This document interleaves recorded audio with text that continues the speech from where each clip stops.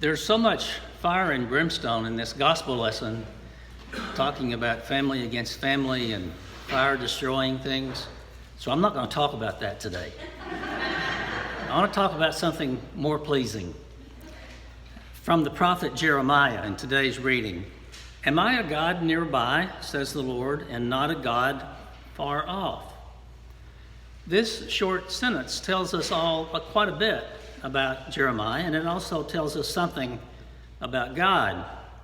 Jeremiah was an early prophet writing in around the 7th century BC who saw in his time something that he really lamented. He saw the people of Israel moving away from their covenant relationship that had been passed on to them from Moses back in the time of the Exodus, some 600 or 700 years before Jeremiah. And so Jeremiah saw society changing, and it made him afraid, much like we may be afraid today of some of the changes that we see in society. But Jeremiah feared the assimilation to the ways of foreign powers of the people of Israel.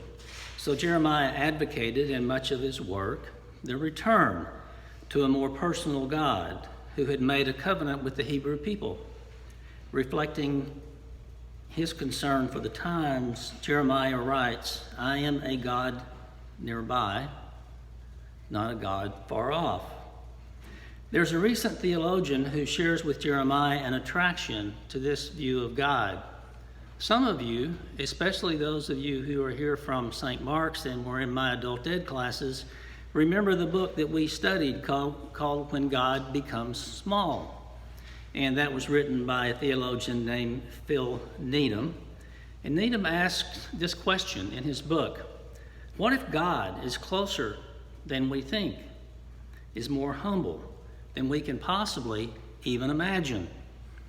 Are there times when God becomes so small and so close by and so intimate that we encounter that God right next to us, even in front of our very eyes? And I do believe that there are such times and that they occur more often than any of us really realize. Over the next few weeks, in September and October, several of our parishioners are going to stand right here in the pulpit and preach on 5 different Sundays over the course of September and October and November. And I believe from my discussions with them that you're going to hear from them some very personal experiences in encountering God in their life. So I want to sort of start and set the precedent a little bit here and tell you something of a personal story of myself when on an occasion God became very close by and I was sort of smacked in the face with it and had to recognize it and live up to it and buy into it. Some of you have heard parts of this story, but there's a lot of new people sitting here in the crowd. So for those of you who have heard the parts that I'm going to say again, you can doze off if you want, but come back for the new stuff, and I'll tell you some new stuff.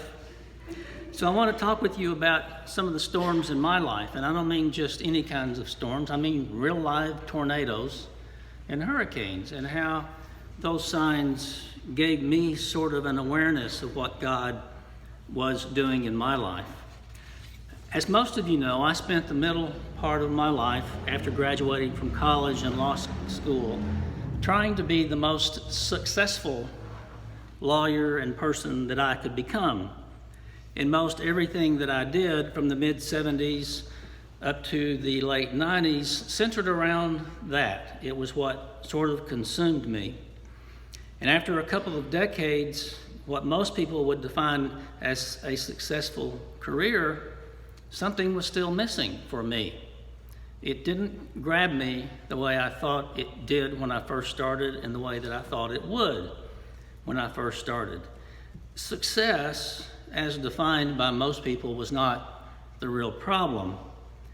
I had earned awards, gotten titles, made a good bit of money. Most people looked at me as a successful person, but deep down inside, I was looking for a way out of the law practice.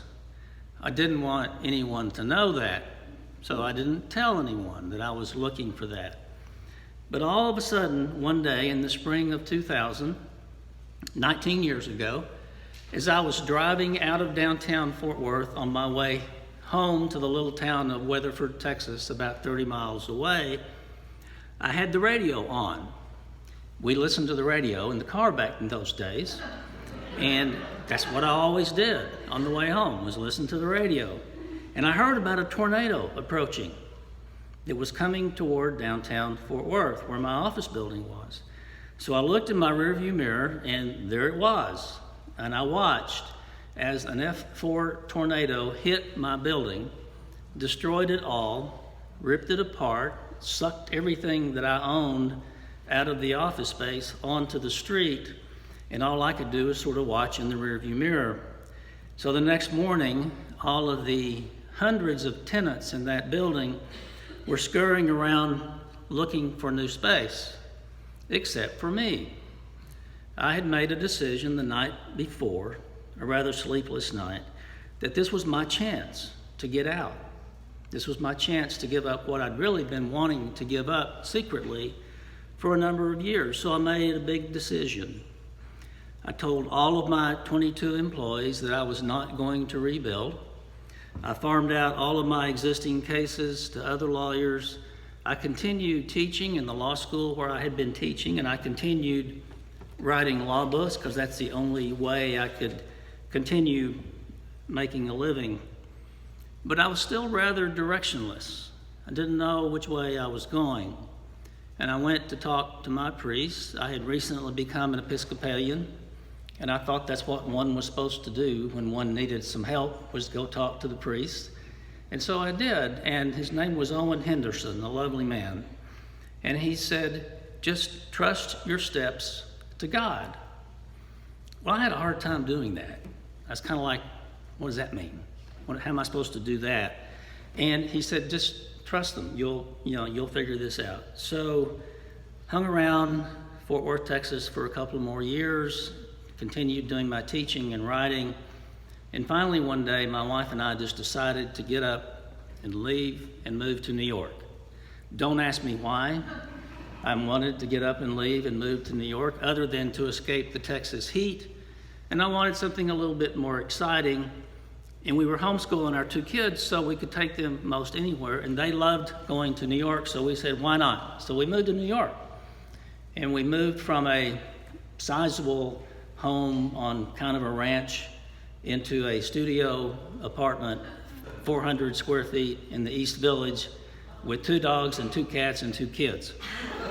I wasn't sure I was trusting that step, but I took Owen's advice and just trusted it. But things didn't go so well for us, even in New York. Both of my kids, who were then in their teens, were having troubles.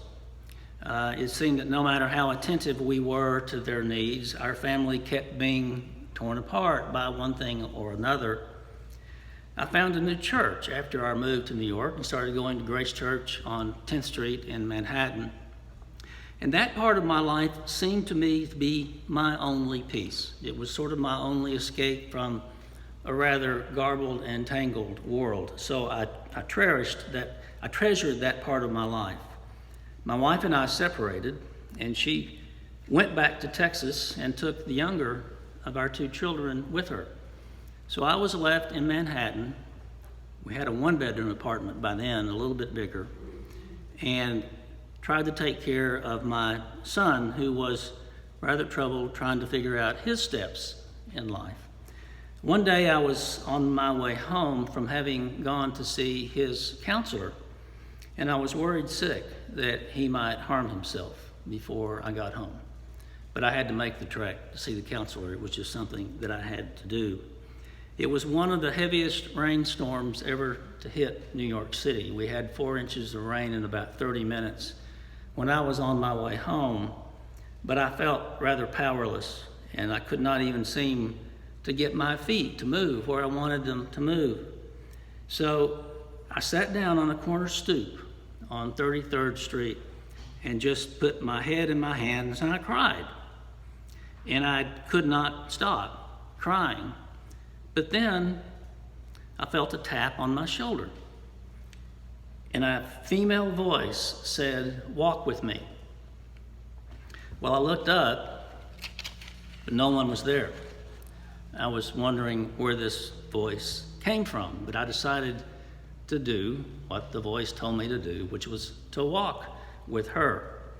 Whoever it was, when I got home, my teenage son was safe, but I kept hearing that voice over and over, day and night, and in my dreams, wondering what it was. Only a month after that, I had a chance to join my church on a mission trip to New Orleans to help Hurricane Katrina victims in the lower Ninth Ward, which was the hardest hit area in the city. While there, my group and I were assigned to a mobile relief van where we handed out supplies to people there, dog food, canned food, bread, pastas, whatever we had that we could give to the people who were still living in the Ninth Ward, but now they were living in FEMA trailers rather than in their homes. And so we set up a line for people who approached our van, and we would hand them little white plastic grocery sacks that they could go down the line and fill up with stuff and get to the end of the line and take it back to their homes. But we ran out of little grocery sacks near the end of the day, and a very petite little African-American woman with long flowing black hair with one arm drooping to her side and one side of her face turned down came up to me and said, "If I get some things, can you walk through the line with me and take them to my home?" And I said, "Yes, of course I will." And we got to the end of the line. I said, "Which way to your home?" She looked at me and she said, "Walk with me." I swear it was the same voice I'd heard on the New York stoop. I then walked with her, asking her to tell me her story, and I learned from her telling me her story that she had been in the hurricane, and she and her sister and their 4 kids among them got out safely from their home and went to the Superdome. But while they were there, Deborah was her name, Deborah had a stroke, and there was no medical attention, thus her drooping right arm and right side of her face. She told me that she and her sister both were teachers in New Orleans. Deborah couldn't go back to work, but her sister did, and her sister found a job in Baton Rouge about 50 miles away, and Deborah was then staying with the 4 kids in the FEMA trailer. So, having heard the story, I walked with her to her home, and as we approached that trailer home, she invited me in, and I stacked her items on the counter, and she turned to me and said, "Now, Mike, what can I do for you?" And I said, "Deborah, you don't need to do anything for me. You've shared your story with me. You've invited me into your home. You've told me about your life. Thank you for doing that." She looked around with a rather quizzical look on her face, and then she had a light bulb went off in her head. She says, "I know what I can do for you." So she goes to the kitchen counter, reaches under it, and gets a large black garbage bag full of small plastic grocery sacks and gives them to me and says, "I want to help you so that you can help the others." At that moment, I knew I'd never seen such a selfless act on any one individual, her concern for her neighbors rather than herself, at a time when she had nothing left to give but a small pile of garbage bags. My concerns about my own life suddenly were washed away in that moment. Her selfless giving of all that she had to give put everything in a better perspective for me. I never saw Deborah again after that day, but the memory of her face and the memory of the words that she spoke to me has never left me. That walk with me moment gave me the inspiration to change my entire life. Those were the steps that I was now clearly seeing that I needed to do. She showed me so much care and hope for her neighbors in her own time of need after what she had suffered, that I knew I could do whatever I wanted with my life. So I entered the parish discernment process at my church and began to study and read and pray and spent the next 10 years of my life to get ordained, which is why I'm standing here in front of you today. So I learned from that experience with Deborah that joy in my own life is always bountiful when I spend time and energy helping others through the storms of their own lives. I believe that whatever storms any of us have and whatever joy we may be without can be changed by simply making a decision to give of ourselves without any expectation of return or payoff from someone else. So my mission now is to help as many people as I can find a way to create or increase their own joy in their lives, because I believe so many of us find ways to lose that joy over the course of the difficulties and heartaches and hardships that we all experience in life. So as your pastor, I invite you to walk with me on your journeys, as Deborah invited me to walk with her on hers. See, I think God has chosen everyone to do something spectacular with their lives. And I don't mean spectacular in the sense of the word that many people know it. I mean just something spectacular for one or two people. And I think when we claim and constantly reclaim our own chosenness for certain purposes, that we will soon discover within our own selves a deep desire to reveal to others their own chosenness, their own holy place in God's world, their own little spot, own little corner of the world where they make a difference and enrich their own lives by enriching the lives of others. Once we deeply trust that we are precious in God's eyes, we are able then to recognize the preciousness of others in God's lives, God's heart.